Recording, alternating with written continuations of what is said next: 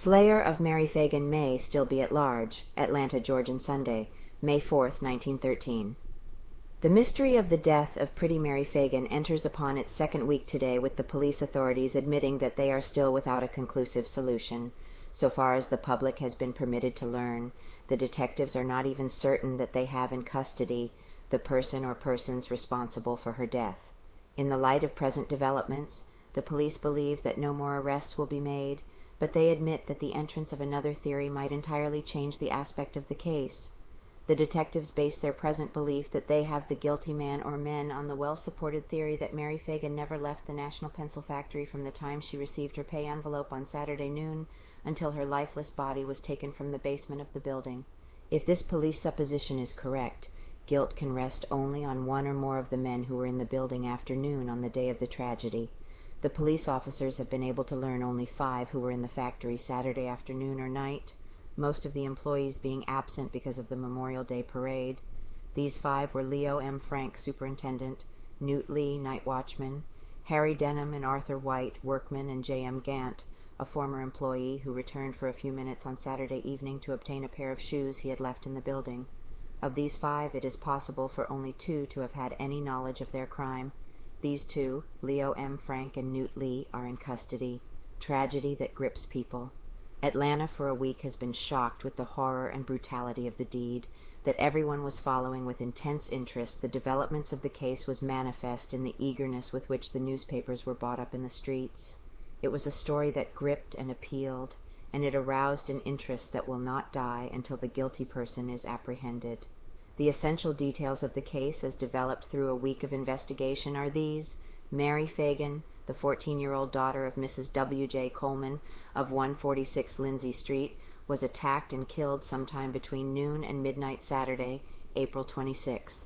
Signs of a struggle on the second floor of the National Pencil Factory, 3739 Forsyth Street, indicated that this is the place she met her death.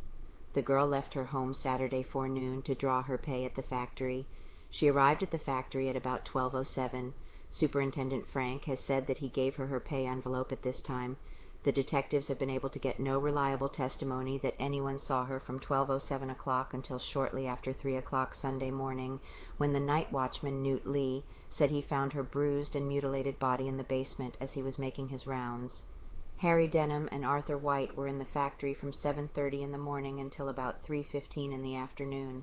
Newt Lee called at the factory at 4 o'clock in the afternoon, but was told by Superintendent Frank that he need not go to work until 6 o'clock in the evening. Frank there in afternoon. Superintendent Frank left the building about 1 o'clock in the afternoon, returning about 3. From this time until 6:30 in the evening he says he was in the building. At 6 o'clock Lee returned and remained in the factory until he found the body and was taken to police headquarters. J. M. Gant, the former employee, was in the factory at 6 o'clock, and the evidence shows he left about 20 minutes later. If there were any other persons in the building during these hours, the authorities are as yet unaware of the fact. The night watchman's story is that he made his rounds regularly every half hour on Saturday night. At the inquest, he told that it was not required of him to make a complete round of the basement, his main duty there being only to see that there was no fire. This he gives as his explanation for not seeing at an earlier hour the body of the girl. The undertakers say she had been dead for from 6 to 8 hours when found. On his 3 o'clock round, the watchman went farther into the basement, and there saw the body of the girl lying face upward. He ran upstairs and called the police. Then he attempted without avail to get Superintendent Frank on the telephone. He testified. The officers came and found the body lying face downward, although the watchman declared he had not touched the body. They also tried to call Superintendent Frank, but were unsuccessful, and finally notified Vice President Haas. 4 men are detained. Lee, the watchman, and Jaron Bailey, elevator man, were taken to the police station.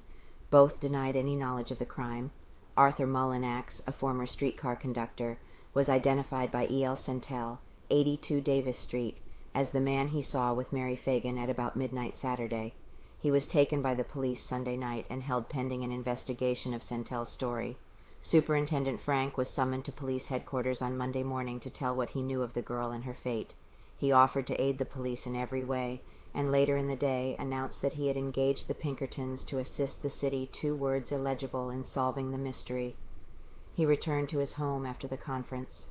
The story of the friendship of J.M. Gant, former bookkeeper in the factory, for Mary Phagan decided the officers upon his arrest. He was taken on Monday as he alighted from a car at Marietta, where he had gone to see his mother. Mullinax told a straightforward story of his every movement Saturday night.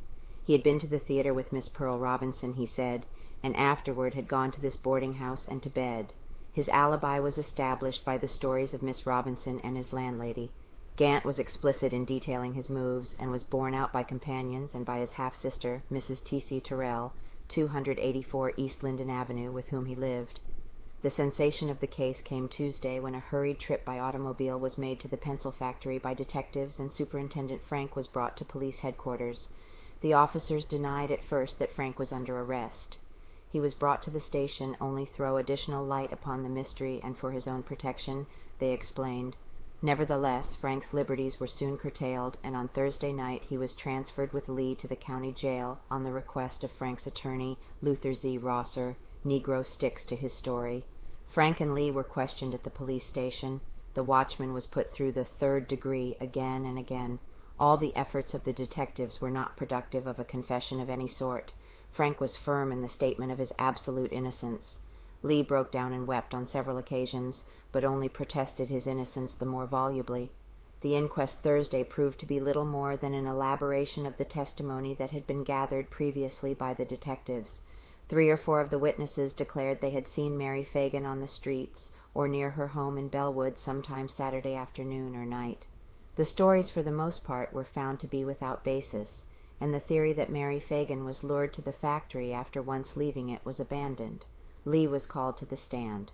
The most damaging evidence brought against him was the testimony of a handwriting expert that 2 notes found by the side of the dead girl were in the same hand as the test note penned by Lee after he had been taken to the police station.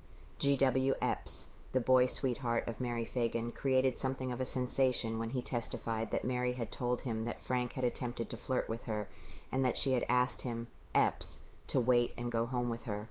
Gant and Lee testified that Frank had appeared nervous when they saw him, Gant, Saturday at the factory. Gant and Mullinax were liberated soon after the adjournment Wednesday.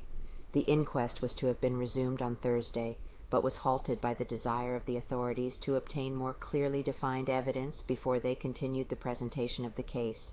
The next day, Solicitor General Dorsey announced that he had engaged private detectives to run down clues which he thought had been neglected or not sufficiently developed.